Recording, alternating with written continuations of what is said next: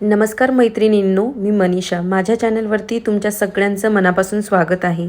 मी makeup, hairstyle, sari dripping आणि skin केअरविषयी video घेऊन येते. जर तुम्हाला याविषयी आवड असेल तर माझ्या चॅनलला सबस्क्राईब करायला अजिबात विसरू नका.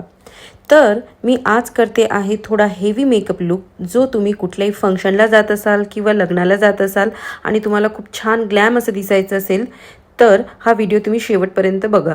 या व्हिडिओमध्ये मी छान अशा टिप्स आणि ट्रिक्स सांगितल्या आहेत. तर सगळ्यात आधी मी फेस क्लीन केला आहे, त्यानंतर मी टोनर अप्लाय करते आहे, कारण का माझ्या फेसवरती थोडे ओपन पोअर्स आहेत. जर तुम्हाला पोअर्स नसतील तर तुम्ही ही स्टेप स्किपसुद्धा करू शकता. त्यानंतर मी अप्लाय करते आहे सेटाफिल मॉइश्चरायझर, जे बजेट फ्रेंडली आहे आणि हिवाळ्यामध्ये बेस्ट असं आहे. तर स्किन ही छान अशी प्रेप होईपर्यंत आपण सुरुवात करूयात आय मेकअपला.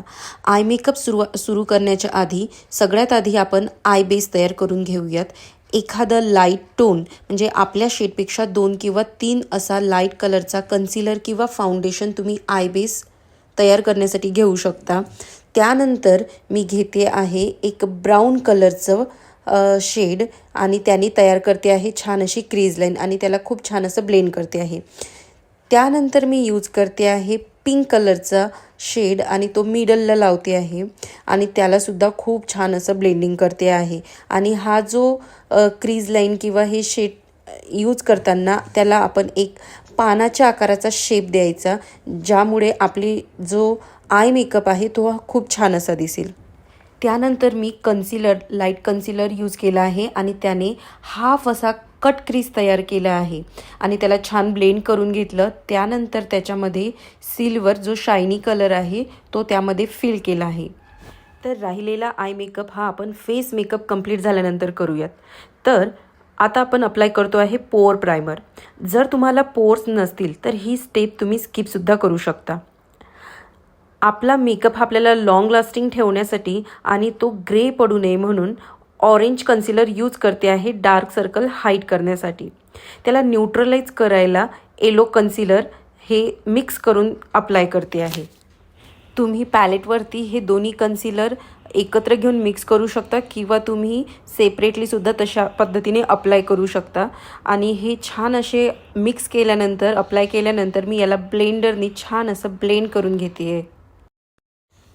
ब्लेंडिंग ही थोडी हलक्या हाताने करायची, कारण का प्रेशर देऊन जर ब्लेंडर यूज केलं तर आपण जे लावलेलं कन्सिलर आहे ते निघून जाईल आणि त्यानंतर आपण जे फाउंडेशन अप्लाय करतो ते थोड्या वेळाने ग्रे होते.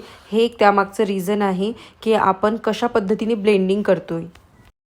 आणि मी आता यूज करते आहे शॉपेरेलचं फाउंडेशन, माझ्या शेड असलेलं. तुम्ही तुमच्या शेडचं फाउंडेशन घेऊ शकता.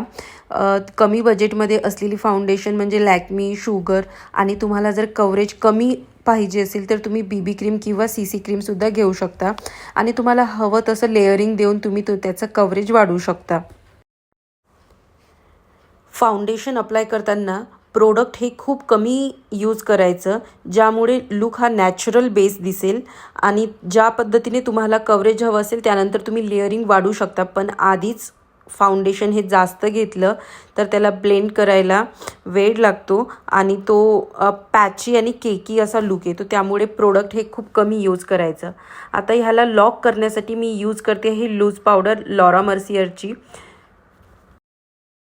तर आपण आता राहिलेला आय मेकअप कंप्लीट करून घेऊयात. जो आधी आपण सुरुवातीला आय मेकअपसाठी पिंक कलर यूज केला होता तो सेम कलर आपण लोअर आईजला सुद्धा अप्लाय करून घेऊयात आणि त्यांनी छानपैकी त्याला फिनिशिंग देऊयात. त्यानंतर मी कंप्लीट करणार आहे माझे आयब्रोज. त्याला घेतला आहे मी ब्राऊन कलर, त्यामुळे आयब्रोज ही नॅचरल दिसतील. जास्त डार्क शेड घेतलेला नाही आहे. आणि त्यानंतर मी अप्लाय केला आहे काजळ, मस्कारा आणि त्याचा व्हिडिओ आलेला नाही आहे, त्यासाठी सॉरी. आणि त्याच्यानंतर मी अप्लाय करते आहे कॉन्टुरिंग आणि ब्लशर. आणि हा आहे माझा कंप्लीट लुक. तुम्हाला कसा वाटला माझा लुक हा मला कमेंटमध्ये सांगा. आणि जर तुम्हाला हा लुक आवडला असेल तर हा नक्की ट्राय करा आणि ट्राय केल्यानंतर मला टॅग करायला अजिबात विसरू नका. आणि अशीच व्हिडिओ बघण्यासाठी चॅनलला सबस्क्राईब करा. आणि तर भेटूया आपण नेक्स्ट व्हिडिओमध्ये. तोपर्यंत मेकअप बघत राहा आणि शिकत राहा.